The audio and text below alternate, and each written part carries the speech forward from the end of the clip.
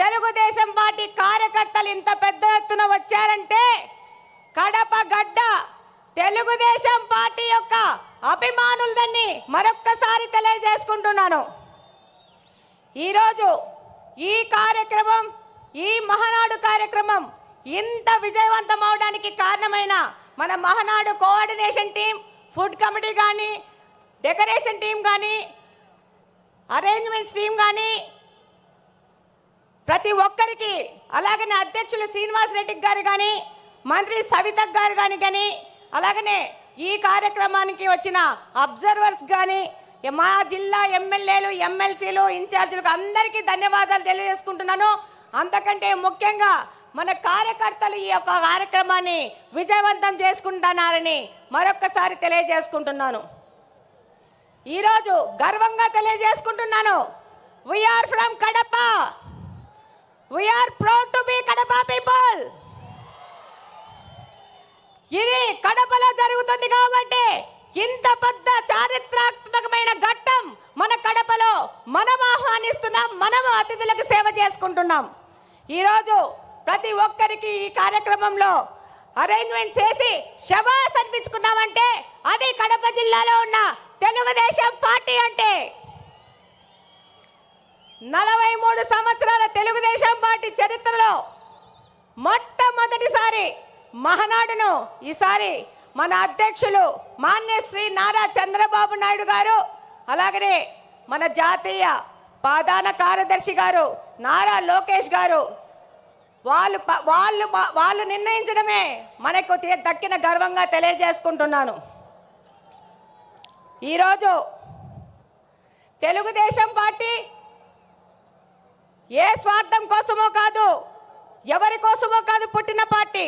Telugu Desam party అనేది తెలుగువాడి ఆత్మగౌరవ వేడి సెకన్ నుండి నాటి ఢిల్లీ పాలకులకు తెలియజేయడం కోసం పుట్టిన పార్టీ. తెలుగుదేశం పార్టీ అంటే బలుగు బలహీన వర్గాల అభ్యున్నతికి, రాజకీయ ఆర్థిక స్వాతంత్రం కోసం పుట్టిన పార్టీ. తెలుగుదేశం పార్టీ సమర్థవంతమైన నాయకత్వం మరియు క్రమశిక్షణ కలిగిన, నిబద్ధత కలిగిన కార్యకర్తలే వెన్నెముక. ఏ రంగంలో కానీ తక్కువ కానీ తెలుగువాడి ఆత్మ గౌరవ ప్రతీక మన తెలుగుదేశం పార్టీ. తెల్లవాడి నుంచి మనకు స్వాతంత్రం తేవడానికి గాంధీ మహాత్ముడు పుడితే తెలుగువారి ఆత్మ గౌరవాన్ని కోసం పుట్టిన వారు విశ్వవిఖ్యాత నట సార్వభౌమ స్వర్గీయ అన్న ఎన్టీఆర్ గారు. రాష్ట్రంలో మొట్టమొదటిసారి వృద్ధాప్య వికలాంగుల పెన్షన్లు ఇచ్చిన, వితంతు పింఛన్లు ఇచ్చిన దీన బాంధవుడు మన అన్న ఎన్టీఆర్ గారు అయితే, అదే పింఛన్లు ఈరోజు 4,000 నుంచి 15,000 వరకు పెంచిన ఘనత మన ముఖ్యమంత్రి శ్రీ నారా చంద్రబాబు నాయుడు గారిది. ఈ దేశంలో ఆడపిల్లలకి ఆస్తిలో హక్కు కల్పిస్తే ఎన్టీఆర్ గారు మహిళా సాధికారత మరియు వారి ఆర్థిక స్వాతంత్రానికై కృషి చేస్తున్నారు మన నాయకులు శ్రీ నారా చంద్రబాబు నాయుడు గారు. రాయలసీమ ప్రయోజనాల కోసం అన్న ఎన్టీఆర్ గారు తెలుగు గంగా ప్రాజెక్ట్ నిర్మిస్తే మన Nara Chandrababu Naidu garu SRBC, HNS, GNSS, KC canal modernization చేసి వాటి సాగునీటి, తాగునీటి ప్రాజెక్టులను ప్రారంభించి లక్షలాది మంది రాయలసీమ ప్రజల దాహార్తిని తీరుస్తున్నారు. మన ప్రియతమ నాయకుడు నారా చంద్రబాబు నాయుడు గారు ఎన్టీఆర్ ఆశయాలను, ఆదర్శాలను, సిద్ధాంతాలను ముందుకు తీసుకెళ్తూనే పరిపాలనలో, సంక్షేమంలో కానీ, అభివృద్ధిలో కానీ ఆయన తీసుకొచ్చినన్న సంస్కరణలు ఈ దేశంలో మరెవ్వరూ తీసుకురాలేదనడానికి సందేహమే లేదు. చంద్రబాబు నాయుడు గారంటే క్రమశిక్షణ, పట్టుదల, అంకుటిత దీక్ష, నేర్పు, ఓర్పు కలిగిన నాయకుడిగా ప్రపంచ దేశాలు అవసరాలను, సంక్షోభాలను అవకాశాలుగా మార్చి విజనరీ లీడర్గా ప్రపంచమంతా ఈరోజు కీర్తిస్తుంది. అందుకే రాష్ట్ర అభివృద్ధి అనగానే ఎవరి పేరు గుర్తొస్తుంది? నారా చంద్రబాబు నాయుడు గారి పేరు గుర్తొస్తుంది. మనకి నదులు, వాటిపైన కట్టలు, ఆనకట్టలు కనబడితే మన నాయకుడికి నదుల అనుసంధానం గుర్తుకొస్తుంది. దాని కార్యరూపమే పట్టిసీమ ఎత్తిపోతల పథకం. పోలవరాన్ని పూర్తి చేసి కృష్ణా జలాలను బనకచెల్ల రిజర్వాయర్ వరకు తీసుకొస్తే రాయలసీమ అభివృద్ధిని ఆపే శక్తి ఎవ్వరికీ లేదని ఈ సందర్భంగా తెలియజేసుకుంటున్నాను. ఆయన యొక్క ఆలోచనల ప్రతిరూపమే ఈరోజు ఐటీ రెవల్యూషన్స్ను సాఫ్ట్వేర్ రంగానికి 194 దేశాలలో మన తెలుగువారు ఈరోజు వెళ్ళి ఆర్థికంగా అభివృద్ధి చెందుతున్నారంటే అది మన నాయకుడు నారా చంద్రబాబు నాయుడు గారి యొక్క ఘనతనే. రాయలసీమ లాంటి కరువు ప్రాంతంలో సాఫ్ట్వేర్ ఐటీ రంగాలను తీసుకొచ్చి ఎంతోమంది రైతుల పిల్లలు ఇంజనీర్లై ప్రపంచ దేశాలకు వెళ్ళి ఇక్కడ ఫ్యాక్షనిజము ముగిసిపోయిందంటే దానికి కారణం మన నారా చంద్రబాబు నాయుడు గారు. ఈరోజు హైదరాబాద్ అంటే నారా చంద్రబాబు నాయుడు గారే గుర్తొస్తారు. అలాగనే ఈరోజు మనకు కడపలో ఇంత పెద్ద అవకాశాన్ని ఇచ్చి ఒక మహిళను నాకు అవకాశం ఇచ్చి ఇక్కడ ఎమ్మెల్యేగా పోటీ చేయించారు.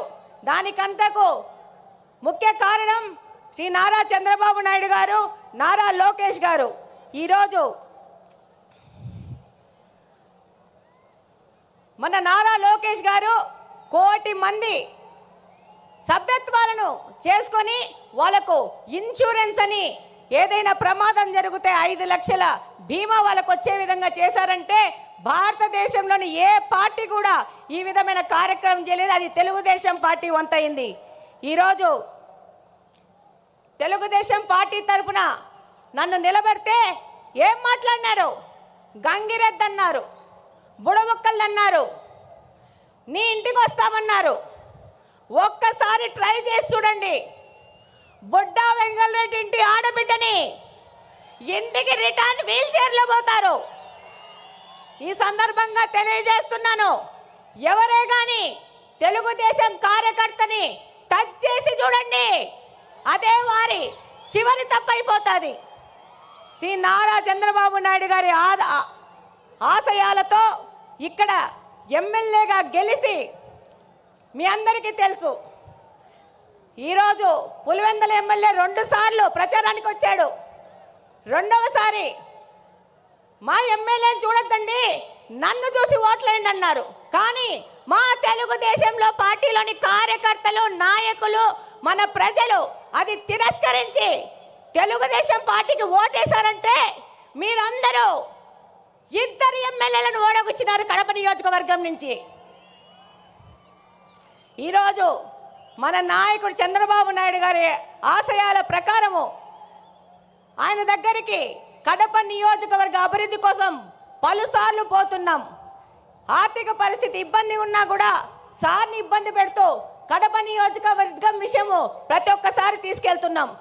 దాని ఫలితంగానే ఈరోజు స్ట్రాంగ్ వాటర్ డ్రైన్స్ 70 కోట్ల రూపాయలకి, ఫుట్ ఓవర్ బ్రిడ్జ్లు 20 కోట్ల రూపాయలకి శాంక్షన్ చేసి మేము మేనిఫెస్టోలో చేసిన వాగ్దానాన్ని, ఒక ఆడపిల్ల చేసిన వాగ్దానాన్ని నిలబెట్టుకునే విధంగా మన నాయకులు మనకు గౌరవం ఇచ్చినారు. ఈరోజు మన నాయకుల ఆశీస్సుల ప్రకారము మన కడప స్వచ్ఛ కడప అనే ప్రోగ్రాన్ని కడపలోని ప్రతి ఒక్క తెలుగుదేశం నాయకుడు, కార్యకర్త వారానికి 2 రోజులు 6 గంటల నుంచి 9 గంటల వరకు కడప నియోజకవర్గ అభివృద్ధి కోసం తిరుగుతున్నారంటే అది మన నారా చంద్రబాబు నాయుడు గారి స్వచ్ఛాంధ్ర ముందుకు తీసుకుపోయే విధంగా మన కడపను కూడా స్వచ్ఛ కడప చేసుకోవాలని మా తెలుగుదేశం కార్యకర్తలు పాటుపడుతున్నారు. ఈరోజు ఎన్నో దశాబ్దాలుగా కడపలోని బుగ్గంగా ప్రాజెక్టుని నిర్లక్ష్యం చేసి దాన్ని పిచ్చి మొక్కలకు, పందులకు, అపరిశుభ్రానికి నిలవుగా మార్చిన ఈ వ్యక్తులు